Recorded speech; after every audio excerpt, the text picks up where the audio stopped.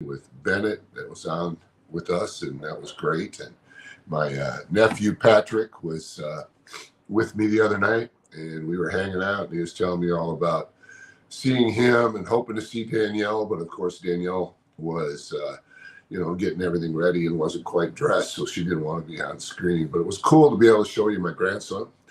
He is now 8 months old. He'll be 9 months on September 18th, which is pretty cool. That's a great date. And I say all this because today's topic is choosing to learn. Choosing to learn. It's so amazing to watch Bennett learn how his hands work. He's been lunging a lot with his legs, but he's learning how to step up, stand up, hang on to furniture, walk around, and you could just see how everything registers with him. He's learning about his voice. He's learning about hand gestures. He imitates his mom a lot with his hand gestures. Milk. He knows how to say what he wants, and it's very cool because when you watch a child learn, they're learning basic things. They're learning how their body works. They're learning how their mind works. They're learning, about everything in their environment. They're like sponges. They're just learning and learning. They're feeling the teeth come in now for him. And so it's just fun for me at 64 years old to be reminded about the power of learning, the power of choosing to learn each and every day. And so when I work with people, a lot of times people will face adversity or fail at something, and it depresses them. It makes them sad, and it makes them sad to think that they were inadequate in some way, that they failed at something. So it's just amazing to me to remind people, and I'm always reminded to remind people that we can learn through adversity. We can learn when we fail. It's important that we do. I mean, I remember my younger days when I prepare for the football season. I would work out. I would work out by running. I would work out by stretching. I would work out by doing the skills required. I was a quarterback in high school, so I'd work out by throwing. And then, of course, I'd go to the gym and I would lift. And the beautiful thing about lifting is that what your limits are, and you can put so much weight on a bar, and then you press it, or you lift it, or you curl it, whatever it might be, and you find out if you're getting stronger. You find out how strong you are. And it's important that you kind of test the limits on a regular basis, because the beautiful thing about being human is that we can learn, and that we can grow. In fact, in the Hebrew, it's just such a beautiful thing, because the word for heart, which is also kind of a reference, it's not about just the organ in your chest, the blood pump, but it's also refers to your spirit, in a sense, your heart, your spirit. If you have heart, you have spirit, right? And so the idea is that in the Hebrew, the word is leb, and that first letter, the L sound, refers to learning. And then the second letter, the B sound, refers to the house. So in fact, the heart is the learning house. And so whenever I, think of it in the morning, and I try to, think about, journal about, write things down, purpose to learn on a daily basis, go back through my day, go back through my week. Last week I went to see my dad. My dad is in a memory care facility right now, and I wanted to learn for myself what condition he is in. So I set up, I'm going to go back again a week from today, and I'm going to meet with the caregivers, the nurses and the people that determine his care, and find out what his limits are, find out what they are compensating for, how they're treating him, what symptoms he has. And so every day I'm thinking about what information can I gather? But it's not just about information only. I want to assess, my own limits and then my responsibilities for my dad or for my grandson.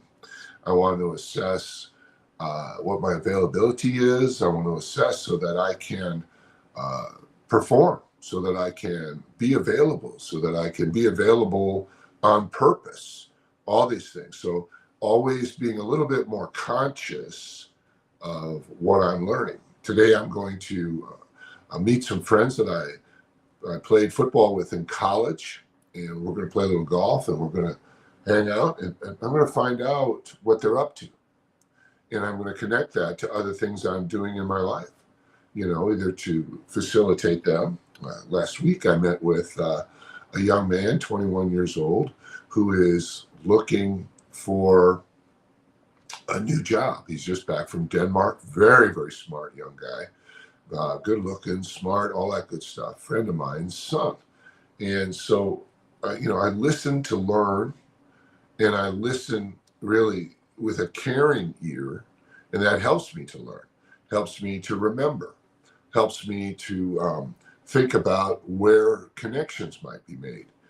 And then, of course, as I said at the top, I said, when I have this mentality, when adversity hits, or when I fail, or when I come up short, I don't take it 100% as a setback or permanent for sure. I don't think of it as permanent. I think of it more as I can get stronger. Do I need to read something? Do I need to call a friend and ask questions and maybe get an assessment as to what I did wrong? It's funny because in another area, I'm just kind of walking you through my life here because I apply these things every day. I'm working in the prison system in Mississippi, and there are two directors that both spent time in Angola. When I say they spent time, they were inmates there. They were there for, both of them were in over 20 years. But now that they're out, they have determined to dedicate their lives to the service of other inmates, of other prisoners. And so they have moved from Louisiana, where they'd served time at Angola, and now they're at Parchman and Jackson. And Jackson is the capital of Mississippi, and that's the larger prison. And then Parchman is a famous prison. You may see documentaries about that. And, if you go out and you look at the different streaming services, and you can see what's going on in these prisons and all that. But I'm telling you this because I'm working with these two people that spent 20, 25 years plus in these prisons, and we are working on systems to serve the full community of those prisons. Now, as you might imagine, I never went to jail. Both these guys are black. Both these guys are younger than me. They're in their 50s, I think 50s or late 40s. And their perspective, their experience, their education is not the same as mine. But at the same time, in a lot of ways, it's more appropriate. It's more direct to what we're trying to do. So every conversation I have with these men, rather than looking at it like, hey, I have an Ivy League education, I've been educated on Wall Street, etc. I don't think of it that way. I think of it in a more immediate sense that I should be learning from them.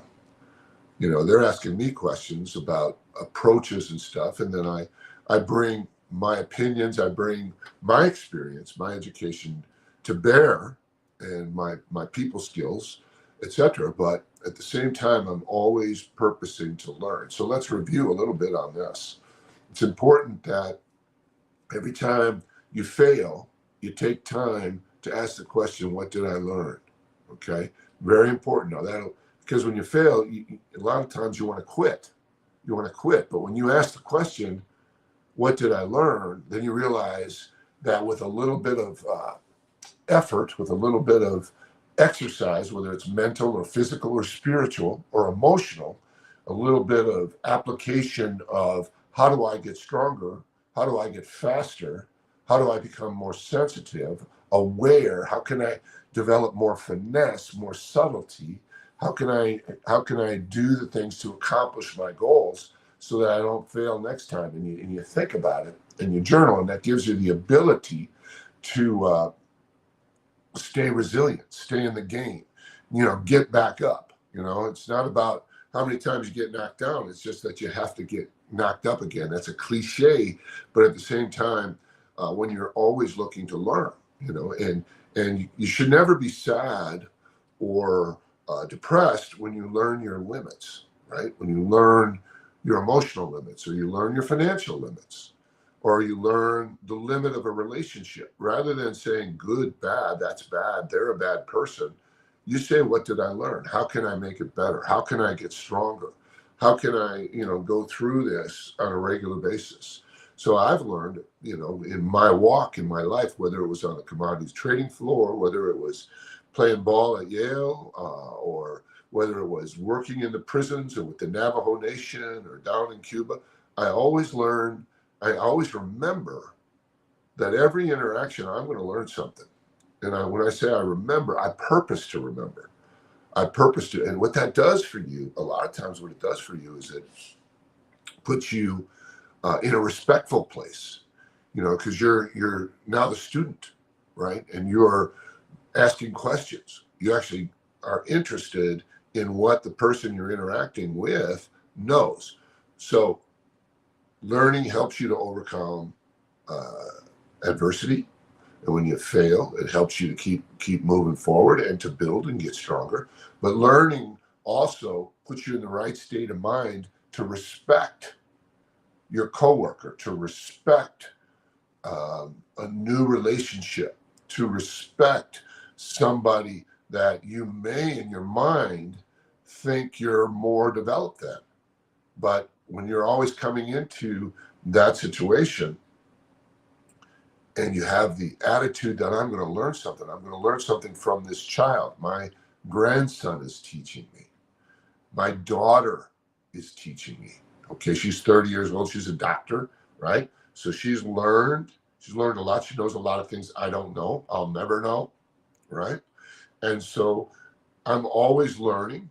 And then I come across, or I interact, the exchange that I have with them is always extremely respectful. It's not deferential, because I have stuff to offer too. You have stuff to offer too. It's just more that I'm going to take something away from this. I'm going to grow through every exchange I have today. And then what I do late in the day is I'll take some time to go back and forth in my mind and on paper, and kind of, what did I learn today? What did I learn today? I teach a lot from the Bible. I'm a pastor in New York City, and so I teach a lot. And a lot of times when I put my notes together and I prepare a hour-long presentation, I have an outline and I have thoughts that I want to put together and string together in an organized fashion. But while I'm presenting, oftentimes something fresh will come to my mind, and that's, for me, it's, when I say fresh, it's new to me, right? Like the combinations come together, and something fresh and new comes to me. And then when I see something either in the scripture, or I see something in the reaction of the congregation, the people that are listening, or sometimes it's even just, I can tell that I'm learning while I'm speaking. It's very, very cool. And when you purpose to learn, and when you purpose to take that as your approach, then I'm going to tell you, right, you're going to learn a lot more. I always tell people, the more thankful you are, the more you're going to have to be thankful for. I tell people that all the time. It really helps them, because it's true. You get good at something, you get to do it a lot, right? And it's the same thing with learning. I'm going to learn today. I'm going to learn in every interaction. I'm going to learn in every failure, in every obstacle. So I want to thank you for joining us at Morning Motivations. I hope this helped you. I hope that you continue to tune in. I want to say hi to my family. I played golf with Tom Mueller last week, and he said, I watch you. I like those morning motivations. And it's great. They're motivational. He says, I watch them all the way through. It's great. He doesn't watch them every week, probably, but he catches them from time to time. And I want to encourage you, if you have something that you're struggling with, if you have an obstacle in your life, or you're just dealing with an emotion, or you're dealing with a situation that you'd like to think through, what I'll do is if you send that topic to me and you communicate with us, then I'll think about it. I'll pray about it. I'll journal about it. And then I'll teach about it. And I believe that I'll have an insight that may help you just in the dialogue a lot of times, you know. So thanks again for tuning in. You watched Morning Motivations with Dan Stratton.